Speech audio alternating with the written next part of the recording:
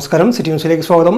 കണ്ണൂർ ആസ്ഥാനമായി പ്രവർത്തിക്കുന്ന സങ്കല്പ IAS അക്കാദമിയും SN കോളേജ് കണ്ണൂരും സംയുക്തമായി +2 ഡിഗ്രി പ്രൊഫഷണൽ കോളേജ് വിദ്യാർത്ഥികൾക്കായി ഏകദിന കരിയർ ഗൈഡൻസ് ഏകദിന ശില്പശാല സംഘടിപ്പിക്കുമെന്ന് സംഘാടകർ അറിയിച്ചു. ഫെബ്രുവരി 8 രാവിലെ 9 മണി മുതൽ വൈകുന്നേരം 4 മണി വരെ കണ്ണൂർ SN കോളേജ് ഓഡിറ്റോറിയത്തിൽ നടക്കുന്ന ശില്പശാല ISRO മുൻ ചെയർമാൻ ഡോക്ടർ S സോമനാഥ് ഉദ്ഘാടനം ചെയ്യും.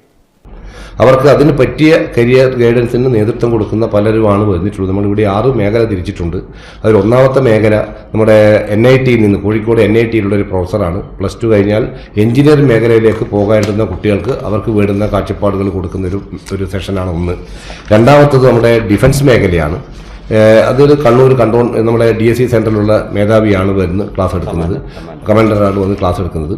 പിന്നെ മൂന്നാമത് സിവിൽ സർവീസിനെ കുറിച്ചിട്ടുള്ള മേഖല. സിവിൽ സർവീസിൽ നിന്ന് ഏത് കുട്ടിക്കും പരിശ്രമിക്കുകയാണെങ്കിൽ വിജയം നേടാൻ സാധിക്കും. കാരണം നമ്മുടെ സങ്കല്പന അതിൻ്റെ ഒരു അനുഭവം ഈ ലാസ്റ്റ് UPSC പരീക്ഷയുടെ കേരളത്തിലെ 3ാം റാങ്കുകാരൻ വിഷ്ണു ശശീന്ദ്രൻ നമ്മുടെ സങ്കല്പ IAS അക്കാദമിയുടെ ഉൽപ്പന്നമാണ്.